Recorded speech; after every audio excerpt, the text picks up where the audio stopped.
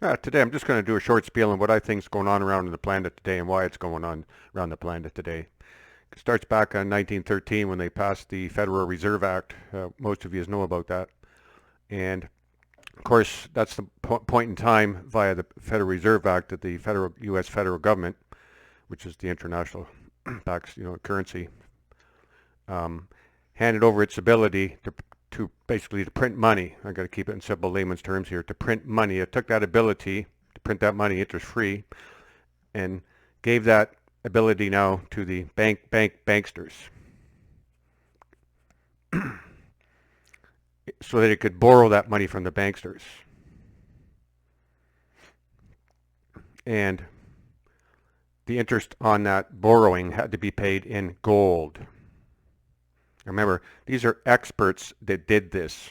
Experts. Now, I have an ex-wife, which means a former wife. So just what is an expert? I don't know. But it's all over the TV all the time and all the radio all the time about what the experts say. Well, what I'm talking about here, what took place, the experts did this. Give that experts concept some thought. So, yeah, so they took the ability to print the money interest free, gave it to the banks so that they could borrow it from the banks and pay the banks interest in gold. And it was the gold that backed up the paper that was circulating as money. The gold was the property, the substance was the security. So you can't have paper out there circulating as money if there's not something backing. It has to be property backing. It has to be something of substance ultimately backing it. And that was the gold. So, and you got to think about this. So now the Treasury, the U.S. Treasury, the Mint, whatever, Fort Knox, whatever, I don't know if it existed, but work with me. It's full of gold. And they start taking the gold out of the vaults here, whatever. Whether they actually did or not, just work with me because they had to pay the interest in gold. So they start taking the gold out of the vault. They're going, you'd think somewhere along the way somebody will go, well, just a second here. This is a really dumb idea. We're giving away truckloads and truckloads of gold to pay interest on an ability to for money that we were previously printed ourselves without having to do this. And what are we getting in return? But debt. It's just like baffles the mind that somebody didn't think of this, but it's all sinister, I guess. So anyhow, it's not about that, the sinister aspect of it. It is what it is. So anyhow, so eventually the treasuries were out of gold. In comes the depression, late 20s, early 30s. Then they had what did the president call it? Not the new beginning. So the economy suffered, people suffered, blah blah around the world. Famine. Some people prospered, but a lot of people didn't. Point was the governments were basically bankrupt. No gold in the treasury. You got nothing to back anything now. You see. So anyhow, at that point in time, I can't remember the term. Just a sec. Oh yeah, they called it the New Deal. So they come out with this New Deal in 33, 35 or something like that. The New Deal. They call it the New Deal. This is a New Deal. Screw the previous deal. This is a new deal now. So basically the new deal was that the government seized all the property, seized all the land, and seized all of our productivity. So now it had property back the government's promises. So you see, now it's promises. Now the government, is promising to pay because it can't pay. It doesn't have the gold. But even then, there has to be something backing the promise, and that is the property, the actual property is backing it. So that's what's replacing the gold.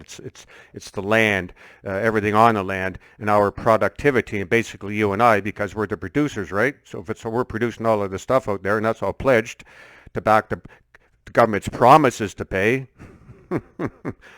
We've been pledged. So now we fast forward to 2019, 2020, when the poop hits the fan again. now it's bring back better. Now we're gonna bring back better. Remember, this is the experts talking here, people. Experts. Former something, I don't know what. So what's left?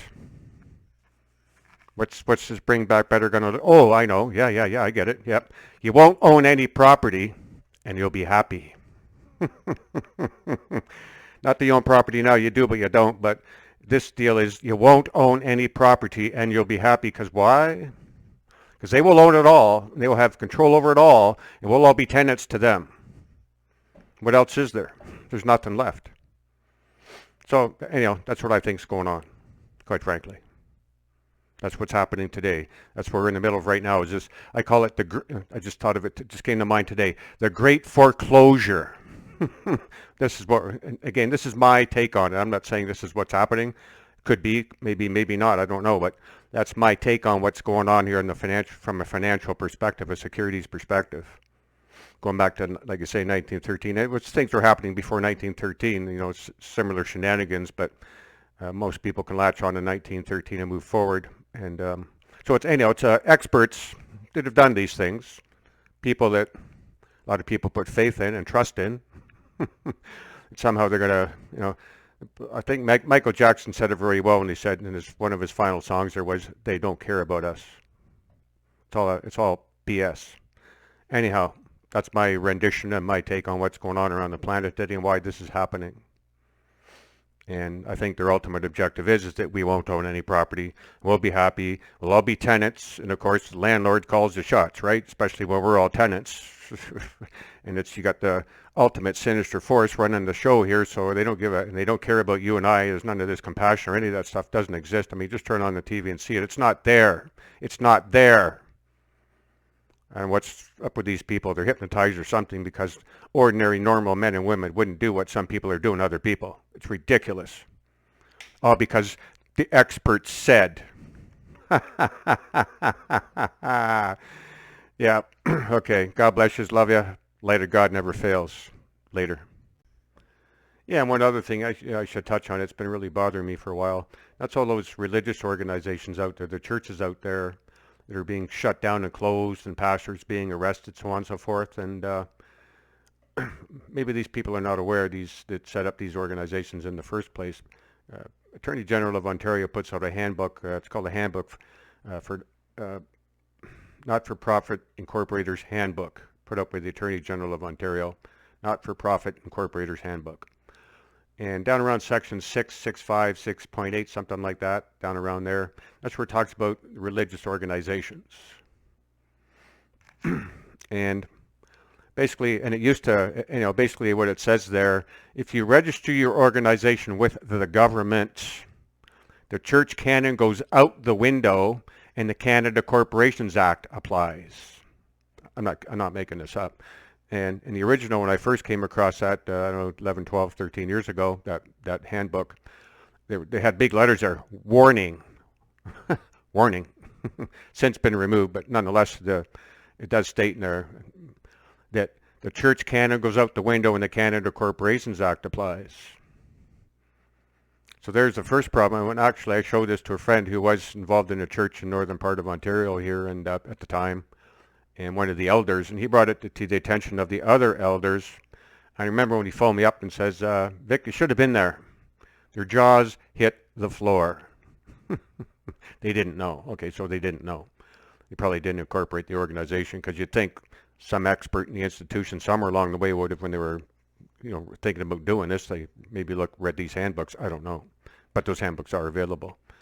And most people, you think you've got to have some kind of like a handbook for this kind of stuff, especially if you've never done it before. And you want to register, you got to follow the government guidelines after that. And remember, now that institution becomes like a trustee for the government as soon as you do that. And the government is your God.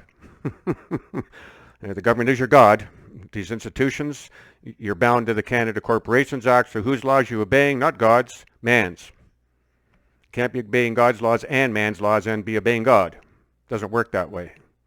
So there's the problem. That's the ultimate problem right there. Canada, the Queen, is your God. Not the God you're talking about in the churches.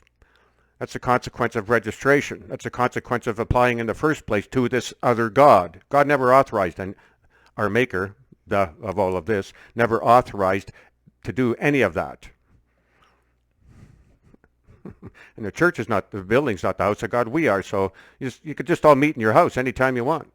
Or you want to rent a hall and meet in the hall. You don't have to have a special place, and you certainly don't have to register it to do what you like to do. But as soon as you plug in, as soon as these institutions, I'm not making this up, it's in the handbook, And of course, then you apply for the, not saying all of them, I don't know, but for the, so they can issue tax receipts, which now you got to apply for, you get a business number, blah, blah, blah, and other things, and register at the Canada Revenue Agency, the the taxing authority, which, Jesus was tempted by that, about that tax situation there. So just further evidence who these religious organizations, who their God is. And it's not the God they're talking about in those buildings. It's not. In their minds it is, but legally it ain't. And then some of the guys are claiming civil liberties. I'm thinking, are you kidding me? Charter rights? Are you kidding me? This is your churches. And I'm not putting people down, but experts, so-called experts. So back to my friend in Pembroke there, and so I followed up with him on that, and I asked him, so with the elders, their jaws hit the floor, so on and so forth, when they discovered what took place when the church was registered, which they were totally unaware of, apparently. So what did they do about it? Typical answer, oh, nothing. You see? So, and I can't put people down for that. I'm not going to do that. But what I will say is there are people on the planet that are doing something. Okay? They are doing something about it.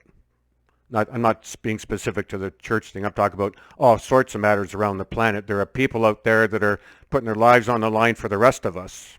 So the rest of us should, rather than maybe paying attention to the experts so much, not saying to stop all of it, not for me to do that, but maybe get behind these people that are doing something.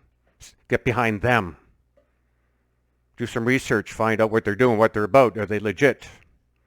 There's a lot of falsities, deception out there, all right, today. More than ever, maybe, but... So, anyhow, I just wanted to keep this short on the religious organization aspect, because maybe they're not aware, but now you're aware. And what are you going to do about it? What are you going to do about it? What are you going to do about it? Canada, the Queen, in this area, part of the planet here, is your God. Whose law are you obeying?